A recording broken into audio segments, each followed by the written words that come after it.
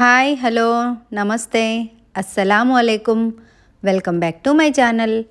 ఈరోజు ఒక మంచి రెసిపీ చికెన్ మజ్జిగ పులుసు. వెస్ట్ గోదావరి సైడ్లో అయితే చాలా అంటే చాలా ఫేమస్ అన్నమాట. దీనిని రైస్లోకైనా, పులావ్ అయినా, బిర్యానీ అయినా, ఏ టైప్ ఆఫ్ రైస్కైనా చాలా అంటే చాలా బాగుంటుంది. తప్పకుండా ట్రై చేయండి. ఇప్పుడు ఈ చికెన్ మజ్జిగ పులుసుని ఎలా ప్రిపేర్ చేసుకోవాలో చూసేద్దాం. ఒక బౌల్లోకి 1 కప్పు పెరుగుని తీసుకోవాలి. పెరుగు ఫ్రెష్గా చిక్కగా ఉంటే బాగుంటుంది. దీన్ని విస్కర్ని యూస్ చేసుకొని బాగా కలుపుకోవాలి. ఇలా బాగా స్మూత్గా కలిసిన తర్వాత 1 కప్పు పెరుగుకి 1/2 కప్పు నీళ్లను వేసుకొని బాగా కలుపుకోవాలి. ఇలా కలిసిన తర్వాత దీనిలోకి సన్నగా చాప్ చేసుకున్న ఉల్లిపాయ ముక్కలు, 1/2 టీ స్పూను పసుపు, రుచికి సరిపడినంత సాల్టు, సన్నగా చాప్ చేసుకున్న కొత్తిమీరను కూడా వేసుకొని వీటన్నింటినీ బాగా కలుపుకోవాలి. ఇవన్నీ బాగా కలిపేసుకొని మూత పెట్టేసి ఒక 15 నిమిషాలు దీన్ని పక్కనుంచుకోవాలి. ఇప్పుడు చికెన్ కర్రీని ప్రిపేర్ చేసేసుకుందాం. దానికోసం స్టవ్ పైన ప్యాన్ని పెట్టుకుని 2 స్పూన్ల ఆయిల్ని వేసుకోవాలి.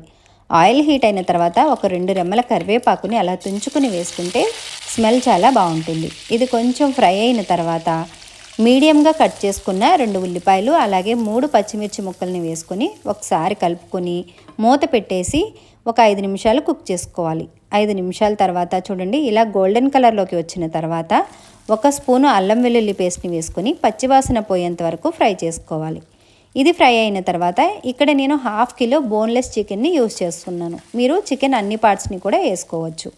చికెన్ని వేసేసుకొని ఒకసారి బాగా కలుపుకొని ఒక 4 పచ్చిమిర్చిని పేస్ట్ చేసుకొని వేసుకోవాలి. అలాగే 1/2 టీ స్పూను పసుపు, రుచికి సరిపడినంత సాల్టు, 1/2 స్పూను గరం మసాలాని వేసుకొని ఫ్రై చేసుకోవాలి. మజ్జిగ పులుసులోకి కారాన్ని వేసుకోము, అందుకనే పచ్చిమిర్చిని పేస్ట్ చేసి వేసుకున్నాను.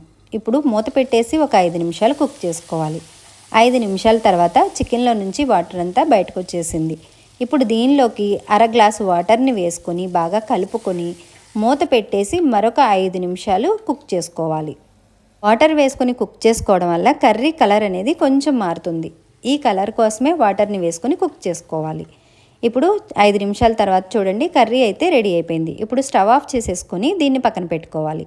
ఇప్పుడు పెరుగులోకి చిన్న తాలింపుని ప్రిపేర్ చేసుకుందాం. దానికోసం స్టవ్ పైన కడాయిని పెట్టుకొని 2 స్పూన్ల ఆయిల్ని వేసుకోవాలి. ఆయిల్ హీట్ అయిన తర్వాత 1 టీ స్పూను ఆవాలు, 1 టీ స్పూను జీలకర్ర, చిటికెడు మెంతులు, 2 రెమ్మల కరివేపాకు, తుంచుకున్న 3 ఎండుమిరపకాయలని వేసుకుని మంచి సువాసన వచ్చేంత వరకు ఫ్రై చేసుకోవాలి. ఇలా ఫ్రై అయిన తర్వాత స్టవ్ ఆఫ్ చేసేసుకోవాలి.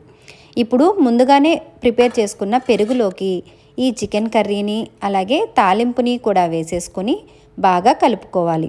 బాగా కలుపుకున్న తర్వాత మూత పెట్టేసి ఒక 5 నిమిషాలు పక్కనుంచాలి.